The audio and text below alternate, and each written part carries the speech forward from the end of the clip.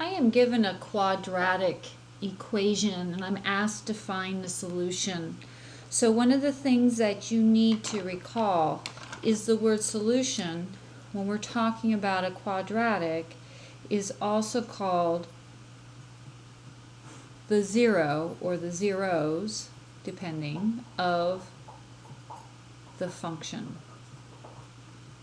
Okay, so that means the same thing as solution, and the zeros of the function are the same as the x-intercept, and the x-intercept is some value of x when y is 0, which means what is the value of x when y equals 0. Another way of writing that is what is the value of x when y, f at x is y, is 0. So you need to recognize that all of these things here mean exactly the same thing. So anytime you're asked the question to find the solution, to find the zero, the x-intercept, f of x equals 0, they're all asking for the same thing. So we know that when we are to graph this, that our x-intercept is the solution. So let's look at how would we factor this. Well, the first thing we need to do is we need to set it equal to 0. So that means I'm going to subtract 8x from both sides of the equation, and then I'll get 2x squared minus 8x equals 0. So that's setting y equal to 0. So I always have to get it in standard form. I chose to subtract the 8x because I like my coefficient to my highest degree term to be positive. So I went that direction. So what we have to do now is we have to factor. So don't jump ahead and automatically go and do the X or the box, but we have to factor, and our first question is there a greatest common factor? And the answer is yes. So if I look at 2x squared and I look at 8x, I know that x is a common factor. They both have x's, and I also know that 2 is a common factor. So 2x is my greatest common factor. That means I'm going to divide out a 2x. So I have 2x, which has been divided out, and then what am I left with? I'm left with, well, this divides out to just be x, and this x divided by x is 1, 8 divided by 2 is 4. So this is what I'm left with. So don't be so fast to go ahead and do the x thing and try to figure things out. Always start with the greatest common factor. If we see here, this is equal to 0. So if any one of these x's has a value that makes, for example, 2 times 0 would make this whole thing turn 0. And if there's a value of x here that makes this parentheses turn 0, this whole thing also will turn 0. So that means what I can do now is I set each factor. Once I factor, I have my two factors, and I'm going to set each factor equal to 0. So that means that I'm going to take 2x and I'm going to set that equal to 0, and then my other factor is x minus 4, and I'm going to set that equal to 0, and I'm going to solve for x. Well, if I solve for x here, I'm going to divide by 2, so then that means that x equals 0. So that's one solution. And here if I add 4 to both sides, I get x is equal to 4. That's my other solution. So those are the solutions. Let's look at the calculator and let's see if that's in fact correct. So I've already entered in my equation, 2x squared minus 8x. I go ahead and I graph it, and you can see right here x is 0 and x is 4. I can go to my table and I can look for the zeros, which would be where y is 0 here, x is 0, y is 0 here, and x is 4. So what I'm going to show you next is I'm going to show you how, given a graph such as this, we can find the factors. Sometimes things get a little crazy and we don't feel much like factoring, so we can work it backwards, and I want to show you how to do that. So this one here on this side is a little tricky because we wouldn't know that that coefficient is 2. But notice here, this is x equals 4. If I were to subtract 4 from both sides, I would work backwards and I would get x minus 4 equals 0. And I know that this is a factor. So let's look at a different problem, one that we've not factored. And here is our problem. We're going to look at 2x squared plus 7x equals 15. There are actually two ways that we can do this problem, but we're going to be consistent, and we're just going to set our quadratic equal to 0, which means I have to subtract 15 on both sides of the equal sign, and that gives me 2x squared plus 7x minus 15 equals 0. Okay, so now here I have it equal to 0, which means I'm looking for the 0 of the function. So let's just go ahead and we're going to put that in our calculator. I'm going to go to y equals. Let me clear out what I had before.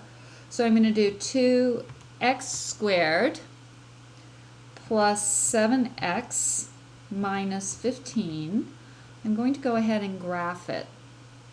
So I can see that I have a 0 here and a 0 here. I do not need to see the whole thing in order to find the 0. So my calculator actually has a function. If I go to second calc, I can see number 2 says it's asking for the 0 of the function. So I'm going to choose that. Now I have two of them. I have one on the left and I have one on the right. So don't be confused with this left bound. I have to do it twice. Let's pick the 0 on the left side of the function. So I want to go to the left of this particular point.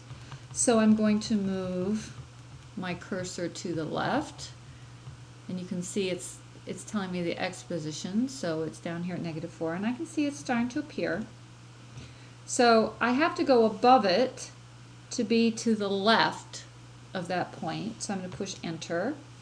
Now it asks me for right bound, so I have to be to the right of that point. So if I go below it, I'm now to the right of that point. I'm going to put enter, and you can see up here it's saying it's going to look for the 0 between these two places, and that should be between it. I'm going to push enter. So it tells me I have a 0 where x is -5, and of course y is 0 because that's by definition. So I know x is -5. That's 1 0. Let's find the 0 on the other side. So I have to go through and do the whole thing all over again. Second, trace, 0. I want to look for this 0 here. I want to be left bound. I am left bound, but I'm going to go a little closer. So in this case, I'm going to have to be below. Where is my cursor? Okay, so my cursor is here. So being below means I'm going to be the left to the left, so that's good. Now I have to go right bound. So to go above is making me to the right. I never guessed. So here I have 1.5 and y is 0. Don't need my calculator anymore. X equals 1.5. If I were to do math frac, that would mean then that x equals 3/2. And I actually want to have it as a fraction.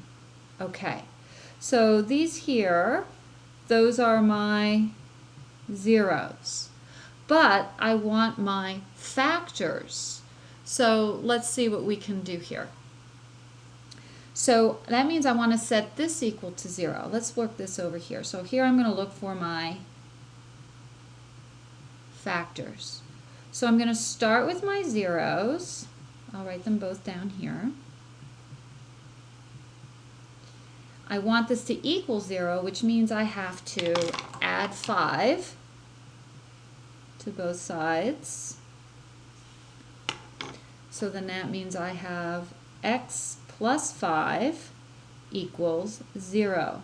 So this is one of my factors right here. That's one factor. So let's do the same thing with this one. This one's going to be a little trickier. I'm going to subtract 3/2 from both sides of the equal sign. I end up having x minus 3/2 equals 0. So at first blush, you're going to say, okay, there are my factors. However, my factors need to be integers. This is not an integer. So let's just look at this one for a moment. So if I have x minus 3/2 equals to 0, if I don't want that 2 in the denominator, that means I have to multiply 3/2 by 2 in the numerator. So if I multiply 3/2 by 2, I have to multiply everything by 2. So I'm going to multiply this by 2, which then gives me 2 times x is 2x. 2 times negative 3/2 gives me negative 3, and that equals 0. So this here is my other factor. So I was totally able to factor this. If I'm going to write down the factors, let me write them down here. X plus 5, 2x minus 3 equals 0. These two binomials are my factors of this quadratic. So just to prove it, let's go ahead and multiply. So if I were to multiply these out, I would have x plus 5 on the top, 2x and negative 3 on the side. Let's multiply these out. So 2x times x gives me 2x squared. 2x times 5 gives me 10x. X times negative 3 is negative 3x. And 5 times negative 3 gives me negative 15. So I'm going to add all those up. Let me do this over here. So I have 2x squared plus 10x minus 3x minus 15. These are like terms. You could have done the adding here if you wanted to. Those are usually like terms. So then that means I have 2x squared plus 7x minus 15. So if you look, when I multiply those two factors together, I got my original. So this is how you can use your calculator to find your factors if you really don't want to go through all the work of having to factor it longhand.